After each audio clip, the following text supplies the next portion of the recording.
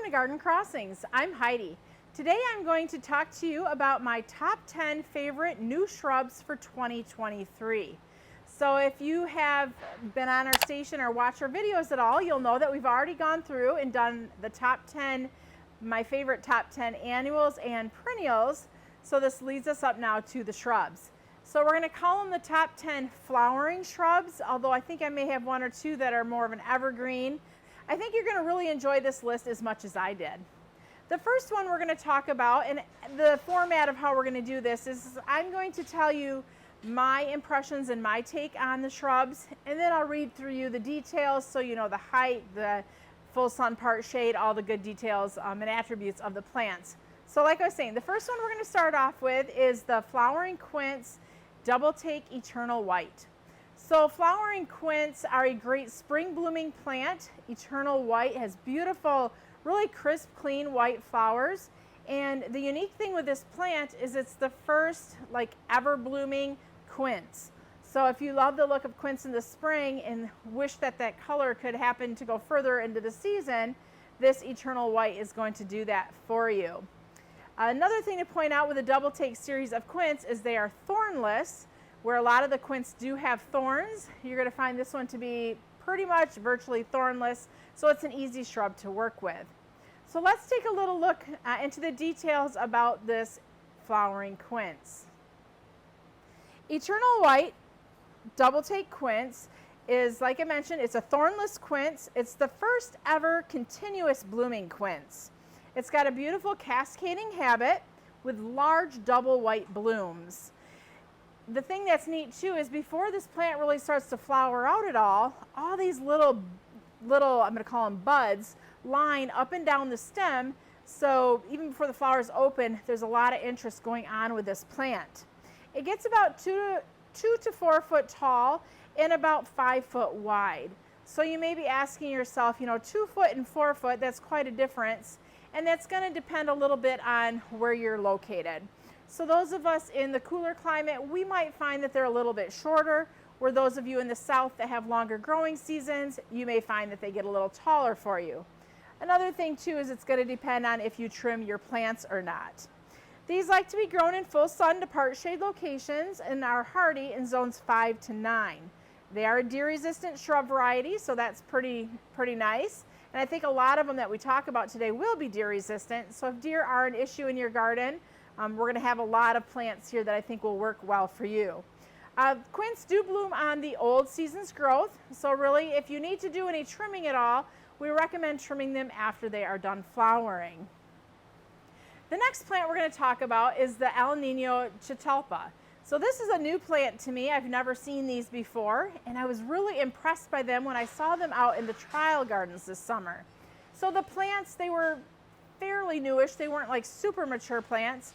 But they were about 5 foot tall or so, so I got to see the nice habit of the plants, kind of more of a tall, upright type habit, and they were flowering. So it's always nice when you can see these flowering shrubs that are actually in flower. So they had beautiful kind of lavender orchid looking blooms, and the blooms kind of, I'm going to say they were long. Each individual flower wasn't long, but like they were on a long stem with just little flowers coming off of it. I don't know, that's the best way I can describe it, but it was really a very unique addition, and I'm excited to try this in my garden. Now it starts its hardiness at zone 6, so I am a little bit borderline here because we're at zone 5B, 6A, but I'm going to go ahead and just test it and see how it does. So let's take a look at a few more details of the El Nino. El Nino has beautiful fragrant blooms that look like orchids. They're easy to grow.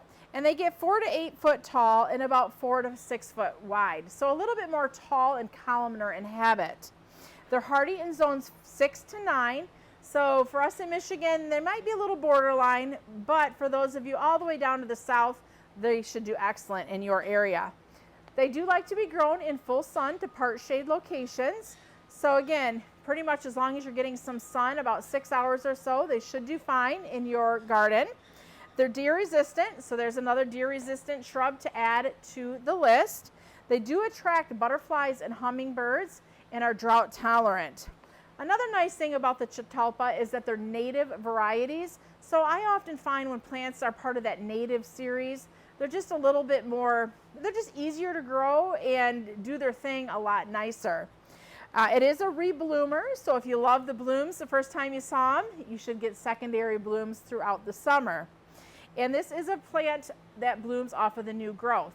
So if you feel like you want to trim it in the fall, you can do that, or you can trim it in the spring before it really starts to flush out for the season.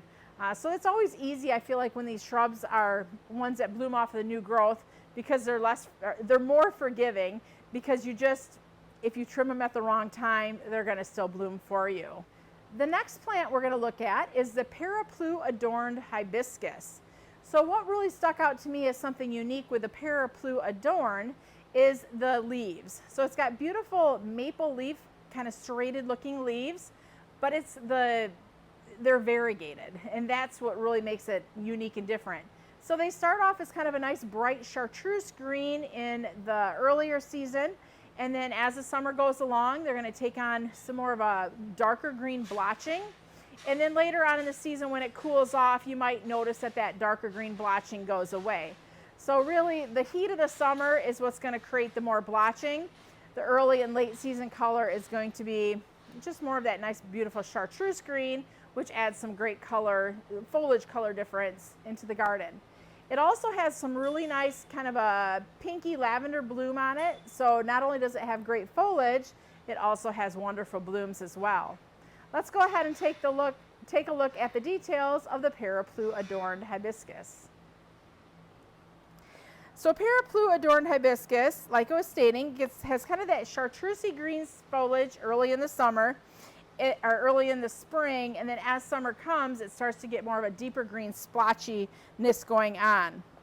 That variegation does change with the temperature, so the warmer it is, the deeper greens you're going to see, and the cooler it is, the lighter greens will be appearing. It has a long bloom time in the summer, so typically we'll start seeing the hibiscus bloom sometime around July or so here in Michigan, and then blooms go usually all the way into the fall.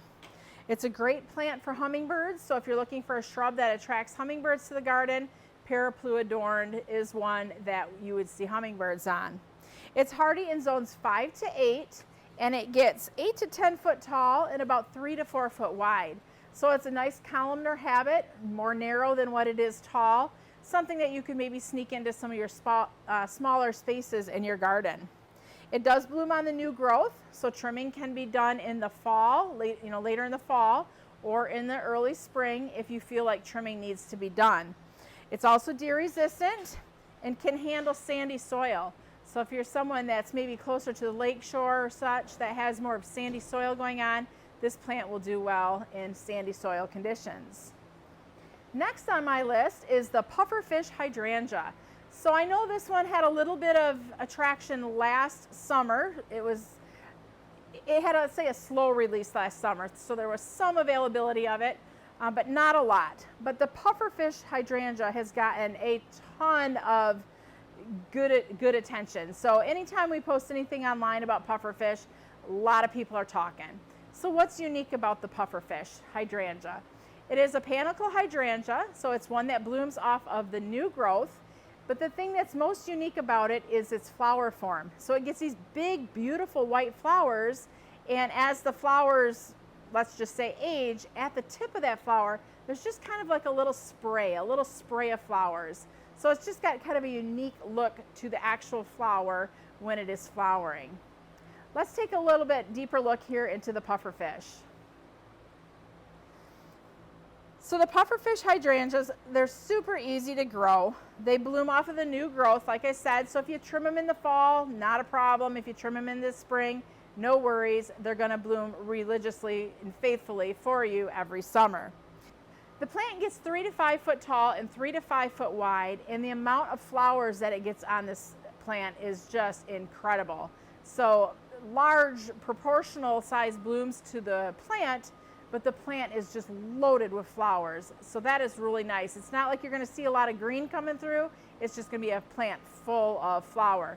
One thing I will mention about the pufferfish flower is they're going to have the white and the green coloration to them. It really doesn't go to that nice bright red or bright pink coloration like a lot of the other panicle hydrangeas do, but this one's flower is more, the interest is coming at the very tip of the bloom, not so much the color of the bloom.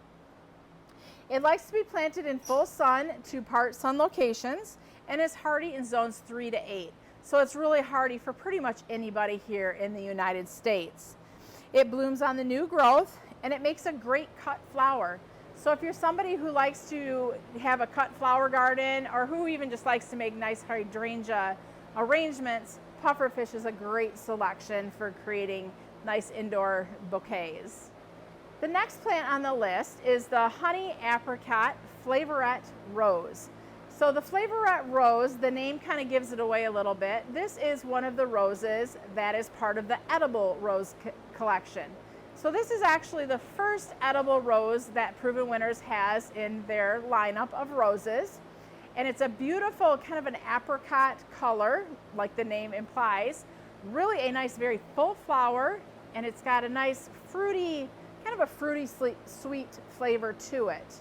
Let's take a deeper look at the Flavorette rose. So Flavorette honey apricot rose is an edible rose that has continuous blooms that flowers throughout the full summer. It's got excellent disease resistance, so you don't have to worry a lot about the black spot or that kind of thing that may happen to other roses.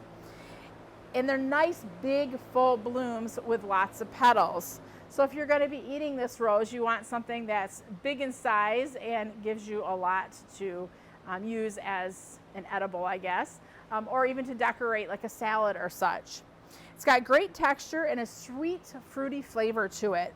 It gets about 3 to 4 foot tall and 3 to 4 foot wide, so it's not a super big rose, but just a nice mounding shape habit. It's hardy in zones 4 to 8 and likes to be grown in full sun locations. This rose does bloom on this season's growth, so if you feel like you have to do any trimming at all, you can go ahead and trim it in the fall or in the spring and not worry about sacrificing any of the flowers. So with so many culinary, everybody's into the cooking shows and all that kind of thing. So I think it's really neat to now be able to offer a rose that can be used in culinary dishes. Next on the list is a Spirea. It is Double Play Dolly. So Double Play Dolly is really unique because most Spireas have red or pink or magenta or even some white flowers on them. But Double Play Dolly has a unique look to it with lavender purple flowers. So as the flowers age, they're going to go through different stages of color, but it does have really beautiful purple lavender flowers on it throughout the season. It is also a reblooming shrub, so if you love the look of the flowers, you'll get to enjoy them throughout the season. Let's take a look at the details of the Spirea Double Play Dolly. Spirea Double Play Dolly has bright chartreuse green foliage. So not only does it have these beautiful, unique purple blooms, it has a really nice foliage as well. So if you plant it with other shrubs or perennials or such in the garden, the chartreuse green foliage is going to set it apart from some of those deeper greens that you may have planted. It is a reblooming shrub, so not only do you get to enjoy a first round of blooms, you get to enjoy blooms throughout the summer. It gets 18 to 30 inches tall and wide and creates a nice mounding habit. It's hardy in zones 3 to 8 and likes to be planted in full sun to part shade locations. It too is deer resistant and attracts hummingbirds and butterflies. And if you're somebody that has an area that maybe you don't get enough water to it or it's just a little bit on the drier side, this is also a nice drought tolerant shrub. Next, we're going to look at a Chamiciferous. This is called Cedar Rapids. So this is an evergreen. If you're looking for an evergreen addition to your garden, something to create maybe a natural living wall, this is a plant that may work for you. It's deer resistant, it's very soft to the touch, and it's got a nice, kind of a lighter green foliage color to it. Let's take a look at some of the details of the Chamiciferous Cedar Rapids. Cedar Rapids is fast growing, has nice feathery texture with kind of a lime green foliage, so a little bit lighter than some of the other evergreen Chamiciferous that are out there. It gets 30 foot tall and about 12 to 15 foot wide. It likes to be grown in full sun to part shade locations and is deer resistant. So if you've been looking at Arborvitae or Thuya, they are not deer resistant. This Chamaecyparis might be a good alternative for what you're looking to do in your garden. They also create a nice privacy hedge, so if you're looking for something natural to use to maybe block out the neighbors, not that the neighbors are a problem, but you know, sometimes they can be. Something natural looking, this is going to get nice and tall and just create that park-like feeling in your yard. The next plant on our list is a beautiful hydrangea. This is Hydrangea Let's Dance Skyview. So the Let's Dance series of hydrangeas are a reblooming series. So they bloom off of both the old and the new growth. Let's Dance Skyview has beautiful shades, now depending on your soil type, but beautiful shades of a light pink to kind of a periwinkle, like a light periwinkle blue mop head bloom. Let's Dance Skyview is quick to set buds, so when you have your first cycle of blooms, the next cycle of blooms should be quick to follow. It's compact, nice mounding type habit. So let's take a look at more of the details of the Hydrangea Let's Dance Skyview.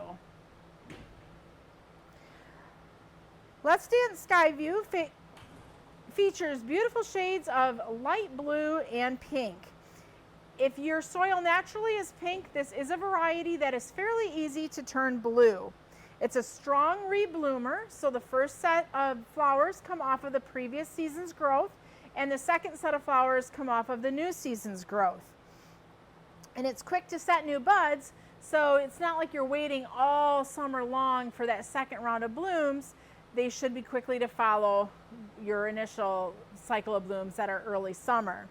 It gets 2 to 4 foot tall and wide and is hardy in zones 4 to 9. It likes to be grown in full sun to part shade locations.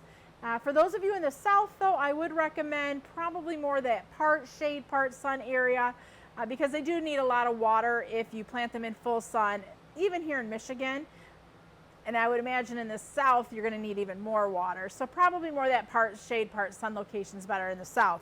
In the north here, though, they can handle full sun. It's a great cut flower as well. So if you're somebody that likes to have a beautiful cut flower garden, the Let's Dance Skyview is an excellent hydrangea for cut flowers. Next on the list is the hydrangea, part of the Tough Stuff series. This is Tough Stuff Top Fun. It is a serrata hydrangea or a mountain hydrangea. Beautiful lace cap blooms. And I mean, you can see the plan where they're Top Fun, Top Gun. This plant is sure to be a winner. There's just something with a name that I think resonates with those of us who are in our 40s or so, 40s to low 50s. I don't know. We all loved Top Gun, didn't we? If not, man, I don't know. Anyways, if you loved it, you're going to love the hydrangea as well. So let's take a little bit closer look here at some of the details of the Hydrangea Top Fun. Tough Stuff Top Fun is a prolific bloomer that blooms off of the new and old growth.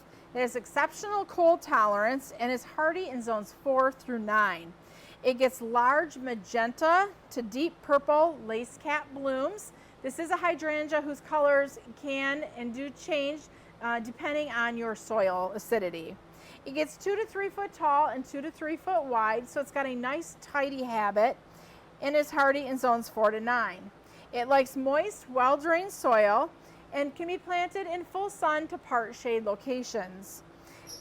Like I said, it blooms on both the old and the new growth.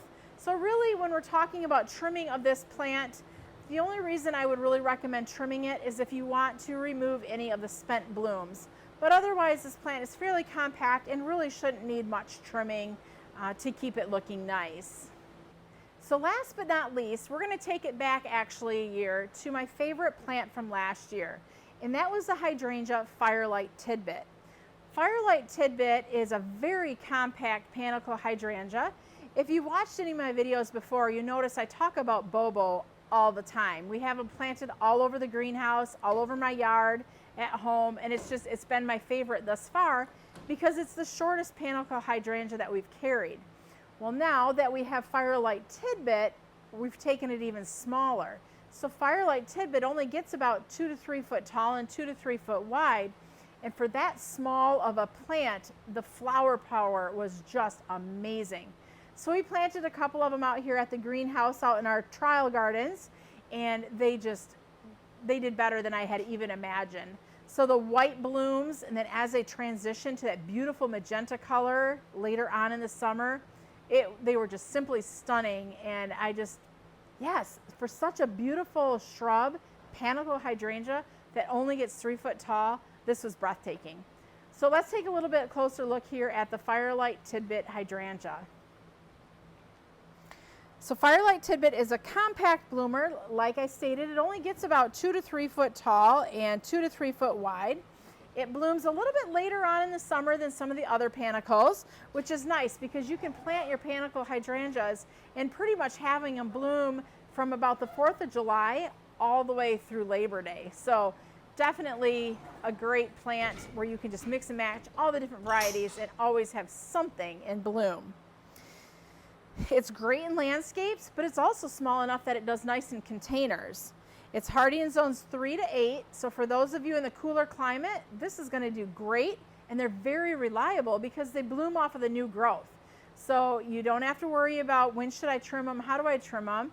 They can be trimmed in the fall or in the spring if you feel they need trimming, although they're so small, they're not going to need a lot of trimming, and not sacrifice your blooms for that current season. It likes to be grown in full sun to part shade locations, and it's just like I said, it is simply my absolute favorite new plant from 2023. If you are wanting more information on any of these plants I talked about today, we are going to put links in the comments below, so you can click on any of those links and it will take you directly to the plant page on our website. If you are interested in purchasing any of these plants, we are now taking pre-orders for spring delivery, so you can reserve yours online today. One thing I will say is that a lot of the plants, well, probably all of the plants with the exception of maybe 1 or 2 that I talked about today, are really only going to be available this year online. And that's because they are so new that they really haven't had a chance to get sent out to the wholesalers and get them to 2 and 3 gallon size like most wholesalers would sell. So we have a lot of these varieties available in quart size or 1 gallon size containers that we can ship to you already this spring or this summer. For those of you who are new to our station, welcome. We hope that you would subscribe so that way you don't miss any of our videos, and hit the notification bell so that way when we do post a new video, you'll be sure to get alerted that a new video is up. Thank you for watching today. I'm Heidi from Garden Crossings.